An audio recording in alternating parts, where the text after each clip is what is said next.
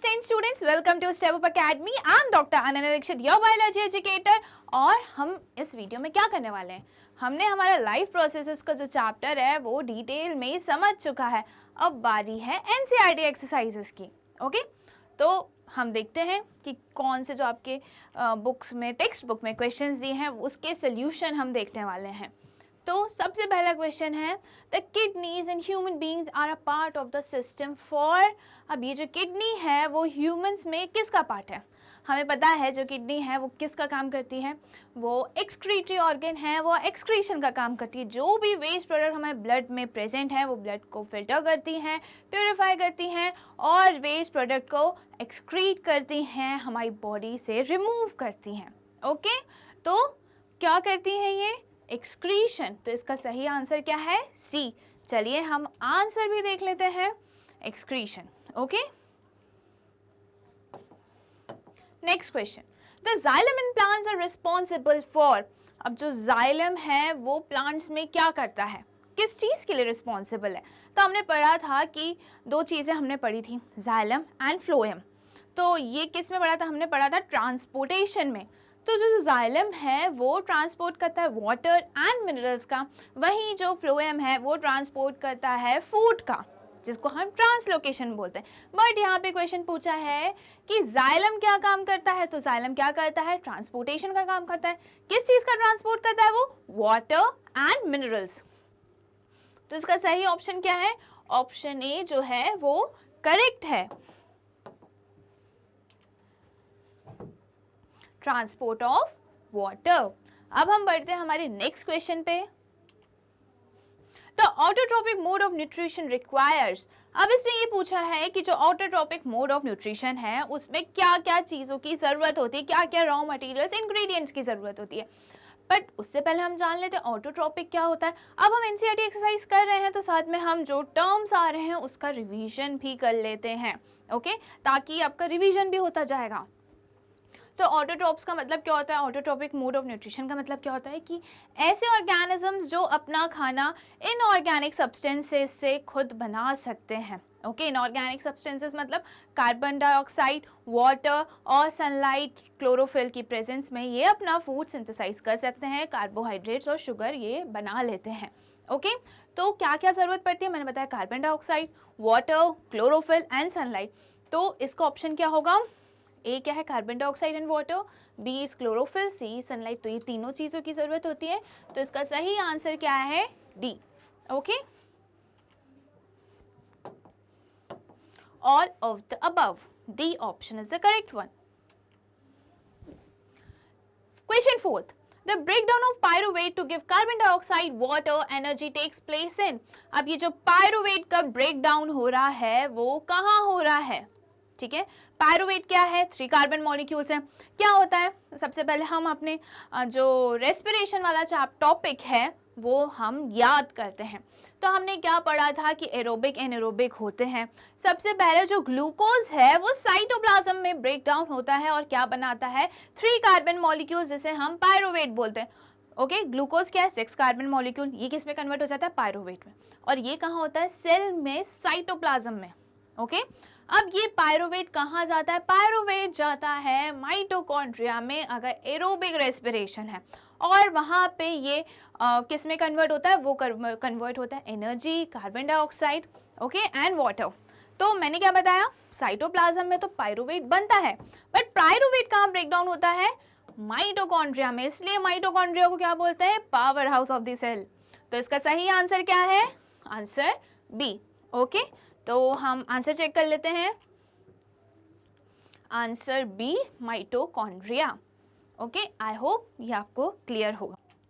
अब हम चलते हैं हमारे question number 5। How are fats digested in our bodies, where does this process take place. अब ये फैट्स कहाँ डाइजेस्ट होता है और ये जो फैट का डाइजेशन है वो कहाँ होता है? ये पूछा ना, हाउ आर कैसे होता है, पूछा है हाउ कैसे हो रहा है और कहाँ हो रहा है। ओके, तो हमको पता है, हमने हमारे न्यूट्रिशन इन ह्यूमन बींग्स में अच्छे से पढ़ा था कि जो फैट्स है, कार्बोहाइड्रेट्स है, प्रोटीन्स हैं, उनका डाइजेशन कहाँ होता है? Small intestine. दो जो कार्बोहाइड्रेट्स और प्रोटीन है उनका पहले से ही स्टार्ट हो जाता है, बट फैट्स का टोटल डाइजेशन कहाँ होता है, हमारा स्मॉल इंटेस्टाइन में, ठीक है। तो वेयर मीन्स कहाँ, तो इसका आंसर होगा स्मॉल इंटेस्टाइन। अब कैसे होता है ये, इसकी भी बात हमने बहुत अच्छे से करी थी कि जो लिवर है वो क्या बनाता है, बाइल जूस बनाता है। बाइल कहाँ आता है, स्मॉल इंटेस्टाइन में आता है, और बाइल फैट्स के लार्ज मॉलिक्यूल्स को कन्वर्ट करती हैं स्मॉलर पार्टिकल्स में, टाइनी ड्रॉपलेट्स में, और उसको हम क्या बोलते हैं, इमल्सिफिकेशन ऑफ फैट। ओके, ये भी क्वेश्चन पूछा जाता है कि इमल्सिफिकेशन ऑफ फैट कहाँ होता है, क्या होता है, कौन करता है, तो आपको क्या बताना है, बाइल करता है, स्मॉल इंटेस्टाइन में होता है।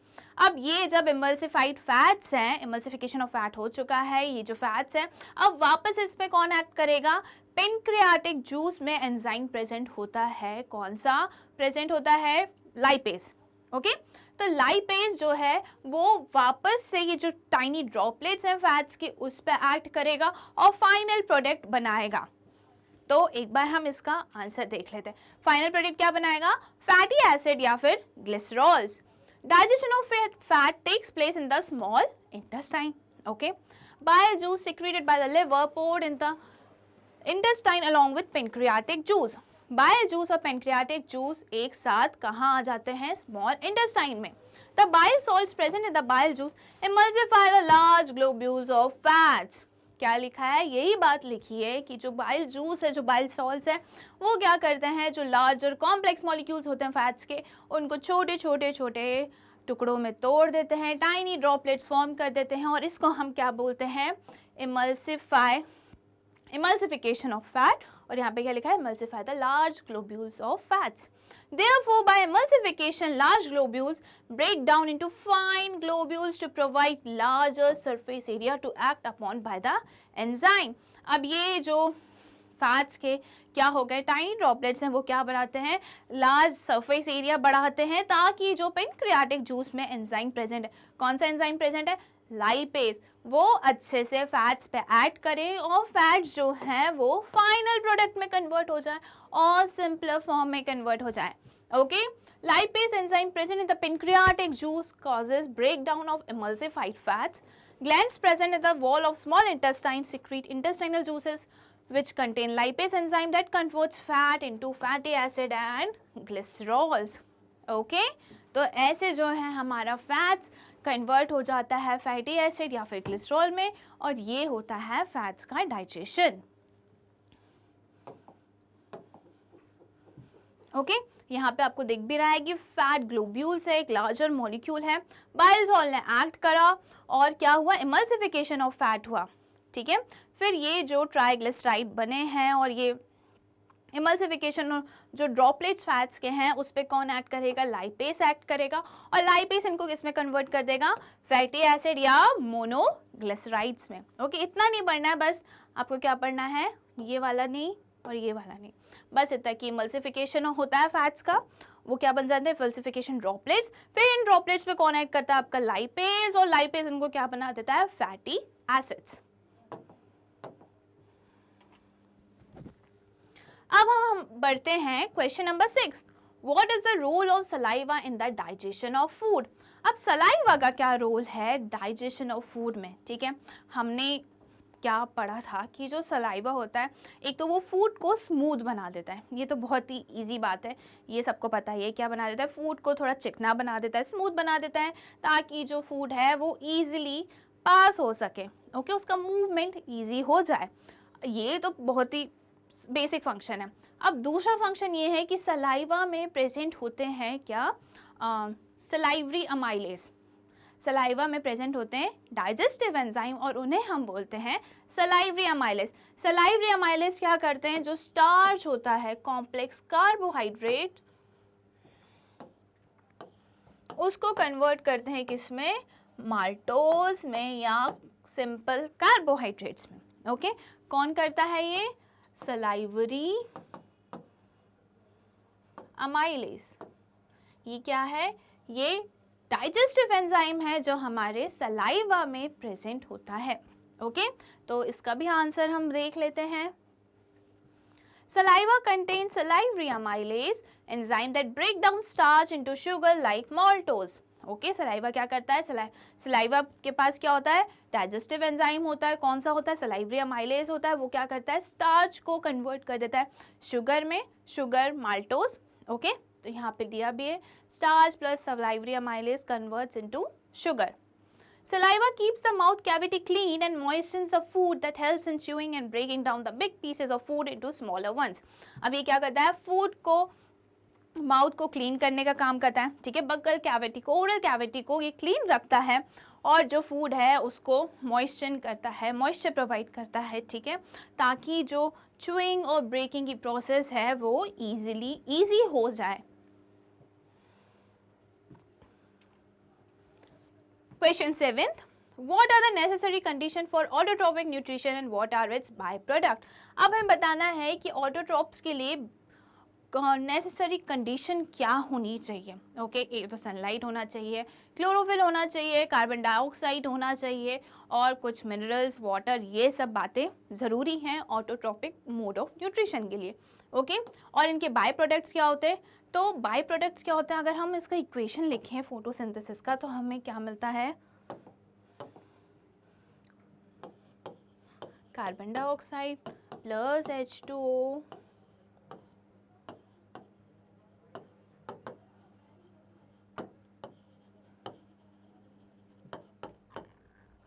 क्लोरोफिल, और बाय प्रोडक्ट में हमें क्या मिलता है, एक तो ग्लूकोज मिल जाता है सबसे पहले। तो प्रोडक्ट्स में जो मेन प्रोडक्ट है वो क्या है, ग्लूकोज 6H12O6, और बाय प्रोडक्ट में हमें मिलता है ऑक्सीजन। ओके, क्या मिलता है, फोटोसिंथेसिस के टाइम पे जो प्लांट्स हैं, जो ऑटोट्रॉप्स हैं, वो क्या करते हैं, ऑक्सीजन रिलीज करते हैं, थोड़ा बहुत ऑक्सीजन तो वो यूज कर लेते हैं, और जहाँ एक्सेस में ऑक्सीजन होता है उसको एनवायरनमेंट में रिलीज कर देते हैं। ओके, तो इसका हम आंसर एक बार देख लेते हैं। Necessary condition for autotrophic nutrition are presence of chlorophyll in the living cell. Chlorophyll होना जरूरी है, क्योंकि क्लोरोफिल का काम क्या होता है, क्लोरोफिल का काम होता है वो ही तो सनलाइट ट्रैप करता है, अब्सॉर्ब करता है। ओके, तो इसलिए क्लोरोफिल होना जरूरी है, अगर क्लोरोफिल नहीं होगा तो क्या होगा, सनलाइट ही अब्सॉर्ब नहीं होगी। Okay, provision of supply of water to green plants और the cell of the plant. अब क्या पानी भी तो चाहिए, पानी नहीं मिलेगा तो हाइड्रोजन कैसे मिलेगा, है ना, तो पानी जब मिलता है तो वाटर मॉलिक्यूल्स का क्या होता है, ब्रेक डाउन होता है हाइड्रोजन एंड ऑक्सीजन में। ओके, तो ये हाइड्रोजन जाके किससे जुड़ जाता है, कार्बन डाइऑक्साइड से। सफिशिएंट सनलाइट, सनलाइट भी चाहिए, अगर सनलाइट नहीं होगी तो क्लोरोफिल एक्साइट कैसे होगा, जैसे ही क्लोरोफिल एक्टिव होता है वो उसके लिए क्या होता है, एक्साइट हो जाता है, तो उसी कारण क्या होता है, वाटर मॉलिक्यूल्स जो हैं वो स्प्लिट हो जाते हैं। Okay, sufficient supply of carbon dioxide, carbon dioxide भी इनको चाहिए खाना बनाने के लिए। अब जो नेक्स्ट लास्ट आंसर है वो क्या है, by product of autotrophic nutrition is oxygen. Okay, question 8, what are the difference between aerobic and anaerobic respiration? Name some organisms that use the anaerobic mode of respiration. Okay, तो ये भी जब हम life processes पढ़ चुके हैं तो इसका आंसर तो आपको जल्दी दे ही देना चाहिए, पता ही होगा कि एरोबिक रेस्पिरेशन क्या होता है और एनाएरोबिक क्या होता है। जब हमारे पास सफिशिएंट ऑक्सीजन है, ऑक्सीजन की कोई कमी नहीं है, ठीक है, तो एरोबिक होगा, और जब ऑक्सीजन की कमी है, इन एब्सेंस ऑफ ऑक्सीजन और इन लैक ऑफ ऑक्सीजन, तब हम क्या बोलेंगे, an aerobic respiration. Okay, it takes place in the presence of oxygen, it यहाँ पे क्या है, respiration. Okay, break down of glucose, अगर ग्लूकोज का ब्रेक डाउन ऑक्सीजन की प्रेजेंस में हो रहा है तो वो क्या होगा, एरोबिक रेस्पिरेशन।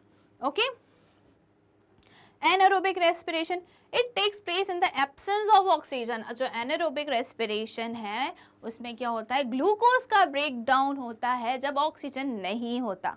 ओके, फिर नेक्स्ट क्या है, complete breakdown of food occurs in aerobic respiration, partial breakdown of food occurs in the anaerobic respiration. Aerobic में कंप्लीट ब्रेकडाउन होता है फूड का, और वहीं एनारोबिक में पार्शियल होता है। The end products in aerobic respiration are carbon dioxide and water. अब aerobic respiration के जो end products हैं वो क्या है, carbon dioxide and water. Okay, और एनर्जी भी तो है। The end products in anaerobic respiration may be ethanol and carbon dioxide as in yeast plants और lactic acid as in animals और मसल्स। ओके, एंड प्रोडक्ट्स क्या होता है? Energy तो रिलीज होती है, बट एंड प्रोडक्ट्स क्या होंगे? से carbon dioxide and water aerobic में। और एनारोबिक में क्या होता है? हमने पढ़ा था कि ईस्ट या फिर प्लांट्स में क्या होता है? इथेनॉल होता है, ओके, कार्बन डाइऑक्साइड होता है। वहीं जो एनिमल्स होते हैं उनमें क्या रिलीज होता है? Lactic acid. वही लैक्टिक एसिड जो आपके पैरों में, जो आपके मसल्स में एक्यूमुलेट हो जाते हैं, और अगर आप ज़्यादा दौड़ रहे हो, भाग रहे हो, तो ये लेग्स की जो मसल्स हैं वहाँ पे एक्यूमुलेट हो जाएंगे और आपको क्रैम्प्स फील होंगे, पैरों में दर्द होगा। तो वो किसके कारण होता है? लैक्टिक एसिड के कारण। Okay, aerobic respiration produces a considerable amount of energy. Muscle less energy is produced, much less energy is produced in anaerobic respiration. Aerobic respiration में sufficient amount में energy release होती है, वहीं जो anaerobic है वहाँ पे थोड़ी कम होती है। ओके, एनर्जी जो बनती है एरोबिक रेस्पिरेशन में रिलीज होती है वो ज़्यादा होती है as compare to an aerobic respiration. अब हमें बताना था कि कुछ ऐसे ऑर्गेनिज्म जो एनारोब्स होते हैं, तो कौन से होते हैं वो? ईस्ट तो हम पढ़ ही चुके हैं। ईस्ट के साथ साथ कुछ बैक्टीरियाज भी होते हैं जो एनारोबिक रेस्पिरेशन शो करते हैं। Question 9, how are the alveoli design to maximise the exchange of gases? अब ये जो एल्वुलाई है, एल्वुलाई कहाँ होते हैं? लंग्स में होते हैं, और जो लंग्स में ये एल्वुलाई है यहीं पे होता है गैसियस एक्सचेंज। ओके, तो ये कैसे होता है? कैसे ये होता है? उनमें इनके पास बहुत सारी ब्लड सप्लाईज होती हैं। जो ब्लड कार्बन डाइऑक्साइड लेकर आ रही हैं वो कहाँ चला जाता है? वो कार्बन डाइऑक्साइड एल्वुलाई में चला जाता है, एल्वुलाई से एयर में चला जाता है। और जो एयर में एयर जो एल्वुलाई में प्रेजेंट है उसमें क्या है? ऑक्सीजन। ऑक्सीजन कहाँ जाता है? ब्लड में आ जाता है। Okay, the alveoli are thin walled. कैसी होती हैं? थिन वॉल्ड होती हैं। थिन होती हैं तभी तो इसमें एक्सचेंज होता है। Okay, and richly supplied with network of blood vessels to facilitate exchange of gases between blood and the air filled in alveoli. Okay, तो alveoli क्या है? इनकी वॉल्स कैसी हैं? इनकी वॉल्स पतली हैं, थिन है। जब कभी भी एक्सचेंज होगा तो वॉल्स कैसी होंगी? पतली होंगी। ओके, तो एल्वुलाई की वॉल्स कैसी हैं? थिन है, और इनके पास बहुत सारी ब्लड वेसल्स हैं। जो ब्लड क्या कर रहा है? ब्लड वेसल्स हैं, और वहीं पे क्या होता है? एक्सचेंज होता है गैसियस का। Alveoli have balloon like structure, hence provide maximum surface for exchange of gases. Alveoli का कैसा स्ट्रक्चर है? बलून लाइक है, सैक लाइक स्ट्रक्चर है। ओके, इसलिए ये मैक्सिमम सरफेस प्रोवाइड करता है। Question 10, what would be the consequences of deficiency of hemoglobin in our body? क्या पूछा है कि अगर हमारी बॉडी में हीमोग्लोबिन की डेफिशिएंसी हो जाएगी तो क्या होगा? क्या होगा? ये हमें पता है कि जो ऑक्सीजन एल्वुलाई से ब्लड में आता है वो ब्लड में कहाँ जाता है? ब्लड में जाता है आरबीसीज में। आरबीसीज में प्रेजेंट होता है हीमोग्लोबिन, और हीमोग्लोबिन से वो बाइंड करता है। ओके, और ये जो बाइंड फॉर्म में ही, बॉन्डेड फॉर्म में ही जो ऑक्सीजन है वो through out the body supply होता है। ओके, तो इसलिए हीमोग्लोबिन ज़रूरी है ताकि ऑक्सीजन इससे बाइंड कर सके और पूरे बॉडी में ऑक्सीजन का ट्रांसपोर्ट हो सके। ओके, इसलिए ज़रूरी है। और अगर हीमोग्लोबिन नहीं होगा तो क्या होगा? ऑक्सीजन ही नहीं पहुंचेगी, पूरे बॉडी में अलग अलग पार्ट्स में ऑक्सीजन नहीं पहुंचेगी। Due to the deficiency of haemoglobin in blood its oxygen carrying capacity decreases. Okay, तो ब्लड में अगर हीमोग्लोबिन की कमी है तो ब्लड की जो कैपेसिटी है, ब्लड की क्या कैपेसिटी है कि वो ऑक्सीजन को ट्रांसपोर्ट करती है, तो ये जो कैपेसिटी वो कैसी हो जाएगी? कम हो जाएगी, क्योंकि उसके पास हीमोग्लोबिन ही नहीं है। ओके, जिससे ऑक्सीजन जुड़ सके। As a result the production of energy by oxidation will become slower. तो जो एनर्जी का प्रोडक्शन है वो कैसा हो जाएगा? कम हो जाएगा। क्यों? क्योंकि ऑक्सीजन ही तो चाहिए रहता है एनर्जी प्रोडक्शन के लिए। Therefore, one would fall sick and would feel fatigue most of the time. अब ऑक्सीजन नहीं है, एनर्जी ही नहीं रिलीज हो रही है, ग्लूकोज का ब्रेकडाउन ही नहीं हो रहा है, तो क्या होगा? लोग थका हुआ फील करेंगे। फटीग मीन्स थका हुआ फील करेंगे, थका हुआ फील करोगे तो करेंगे तो कैसा लगेगा, बीमार बीमार सा लगेगा, है ना। तो क्या हो जाएगा, वन वुड फॉल सिक, एक जिसको भी हीमोग्लोबिन की कमी है तो वो बीमार रहेगा, उसको थका हुआ फील होगा, फटीग, टायर्ड, ये सब उसको फील होगा। किसी कुछ काम करने के लिए उनके पास एनर्जी ही नहीं रहेगी, इसलिए उनका मन भी नहीं लगेगा। Question 11, describe double circulation in human beings, why is it necessary. Double circulation क्यों ज़रूरी है ह्यूमन बींग्स में, हमें ये बताना है। और क्या बताना है, हमको ये बताना है कि डबल सर्कुलेशन होता क्या है और ये क्यों ज़रूरी है। ठीक है, तो डबल सर्कुलेशन क्या होता है कि हमारे हार्ट में जो ब्लड है वो 2 बार जा रहा है ना। तो ये क्या है, डबल सर्कुलेशन है। और क्या होता है, क्यों ज़रूरी है, ताकि ऑक्सीजनेटेड और डीऑक्सीजनेटेड ब्लड को सेपरेट करके रखा जा सके। In our heart, blood enters twice and also pumped out twice from the heart. Heart में ब्लड 2 बार आता है और 2 बार पंप होता है, इसलिए इसको क्या बोलते हैं हम, डबल सर्कुलेशन। अब डिस्क्राइब करना है तो कैसे होता है वो बताते हैं। The deoxygenated blood from the body is brought to the right atrium through vena cava, from where it is sent to the right ventricle. अब क्या होता है, जो राइट साइड होता है, राइट साइड में हमेशा डीऑक्सीजनेटेड ब्लड होता है, ओके, और लेफ्ट साइड में हमेशा ऑक्सीजनेटेड ब्लड होता है। तो डीऑक्सीजनेटेड ब्लड कहाँ से आ रहा है, पूरी बॉडी से आ रहा है। कहाँ आ रहा है, right side of the heart में। तो कहाँ आता है, सबसे पहले ये एट्रियम में आता है, फिर एट्रियम से जाता है ये वेंट्रिकल्स में। From right ventricle, the blood is pumped to the lungs for oxygenation through pulmonary artery. अब pulmonary artery से ये कहाँ जाएगा, लंग्स में जाएगा, ताकि जो डीऑक्सीजनेटेड ब्लड है वो कैसा हो जाए, ऑक्सीजनेटेड हो जाए। कार्बन डाइऑक्साइड कहाँ चला जाएगा, लंग्स में, और एल्विलाई से ऑक्सीजन कहाँ जाएगा, ब्लड में। तो ये कैसा हो गया, ऑक्सीजनेटेड, क्योंकि उसके पास क्या आ गई, ऑक्सीजन आ गई।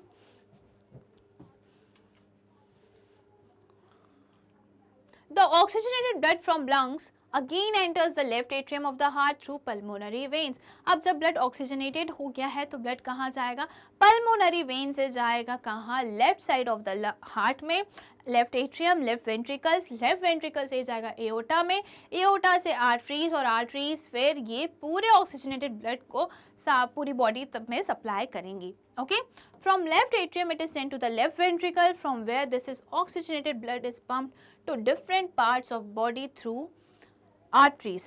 In this way the blood flows through the heart twice, that's why it is called double circulation. Heart में ब्लड 2 बार आ रहा है, इसलिए क्यों है, इसलिए क्या बोल रहे हैं हम इसको, डबल सर्कुलेशन। अब जरूरी क्यों है, the right side and the left side of the human heart are useful to keep deoxygenated and oxygenated blood separated to prevent mixing. Okay, तो ऑक्सीजनेटेड और डीऑक्सीजनेटेड ब्लड को अलग रखना है ताकि वो मिक्स ना हो सके। अब क्यों मिक्स ना हो सके, मिक्सिंग हो जाएगी तो क्या होगा, This type of separation of oxygenated and deoxygenated blood ensure a highly efficient supply of oxygen to the body. This is useful in case of humans who constantly need energy to maintain their body temperature. अब क्या होता है, ये इसलिए ज़रूरी है, oxygen और deoxygenated blood को अलग अलग रखना इसलिए ज़रूरी है क्योंकि हम जो ह्यूमंस होते हैं हमें एनर्जी की ज़रूरत होती है ताकि हम अपना बॉडी टेम्परेचर मेंटेन कर सकें और काफ़ी सारे काम कर सकें, तो इसलिए हमें ऑक्सीजन की ज़्यादा ज़रूरत होती है और इसी वजह से ऑक्सीजनेटेड और डीऑक्सीजनेटेड ब्लड को सेपरेट रखा जाता है। Next question, what are the differences between transport of material in xylem and phloem. अब हमें क्या बताना है, जाइलम और फ्लोएम में डिफरेंस क्या होता है। हमको पता है कि जाइलम जो है वो वाटर एंड मिनरल्स का कंडक्शन करता है, वहीं जो फ्लोएम है वो ट्रांसलोकेशन यानी कि फूड का ट्रांसपोर्ट करने में हेल्प करता है।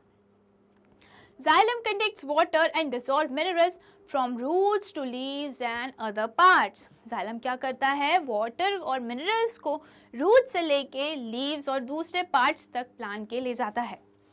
Phloem contains prepared food material from leaves to other parts of plant in dissolved form. अब phloem क्या करता है, लीव से खाना लेता है और जो दूसरे पार्ट्स है प्लांट्स के उन तक खाना पहुंचाता है, रूट्स को भी खाना पहुंचाता है, स्टेम को भी पहुंचाता है, शूट रूट सबको ये खाना देता है। ओके, फिर in xylem the transport of material takes place through vessels and tracheids which are dead tissues. अब जो जाइलम में ट्रांसपोर्टेशन हो रहा है वो डेड सेल के कारण हो रहा है। ओके, कौन है dead cells? Vessels and tracheids. और वहीं जो फ्लोएम है उसमें कहाँ हो रहा है? सीप ट्यूब और कंपेनियन सेल्स की हेल्प से हो रहा है, और ये दोनों क्या हैं? Living cells. ओके, तो जाइलम में डेड सेल्स, फ्लोएम में लिविंग सेल्स। अब क्या बात करना है? In xylem, upward movement of water and dissolved minerals is mainly achieved by transpiration pull. It is caused due to suction created by evaporation of water molecule from the cells of a leaf. ये वाला जो part है ना, ये हमने बहुत अच्छे से पढ़ा है। ओके, अगर आपको कोई भी कंफ्यूजन है तो आप मेरा वीडियो देख सकते हो, लिंक आपको मिल जाएगी। अब क्या होता है इसमें, ये मैं एक बार थोड़ा सा और बता देती हूँ कि जो वाटर का, अब जाइलम में ना सिर्फ वाटर का अपवर्ड डायरेक्शन में ही मूवमेंट होता है। ओके, फ्लोएम में दोनों डायरेक्शन होता है, बाई डायरेक्शनल होता है, अपवर्ड भी एंड डाउनवर्ड भी। अभी अपवर्ड डायरेक्शन कैसा होगा, कुछ तो चाहिए। तो क्या होता है, हमें पता है स्टोमेटा इवेपोरेशन ऑफ वाटर करती है। स्टोमेटा जो लॉस ऑफ वाटर स्टोमेटा के थ्रू होता है, जिसको हम ट्रांसपिरेशन कहते हैं।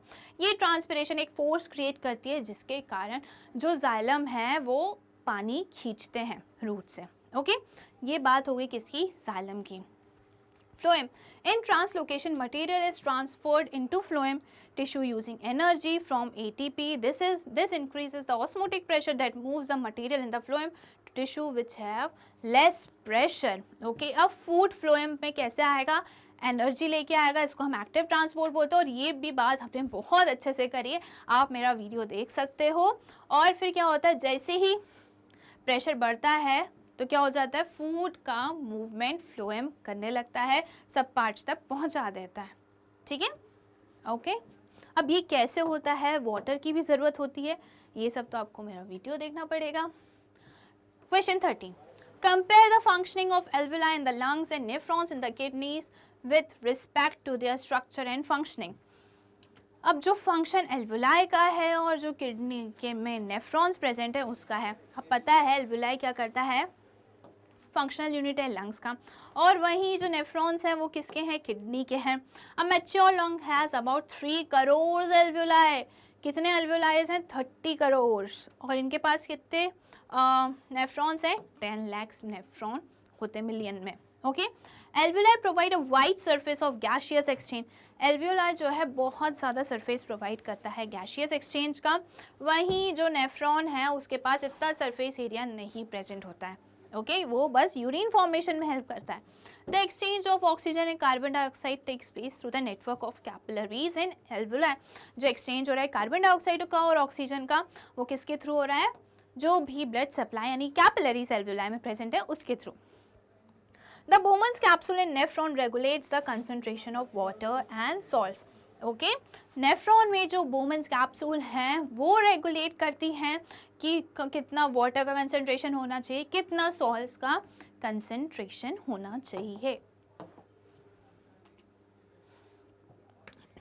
तो यहाँ पे आपकी एनसीईआरटी एक्सरसाइज के सारे सॉल्यूशन होते हैं कंप्लीट। कौन से चैप्टर के, लाइफ प्रोसेसेस के। अगर आपको ऐसी ही वीडियोस और देखनी है तो आज ही स्टेप अप अकेडमी को सब्सक्राइब करिए, जहाँ आपको मिलते हैं केजी से लेकर 12 तक के सारे सब्जेक्ट्स के सारे वीडियोस फ्री। साथ ही साथ नीट, जेईई, सीयूईटी की भी प्रिपरेशंस होती हैं। Thank you.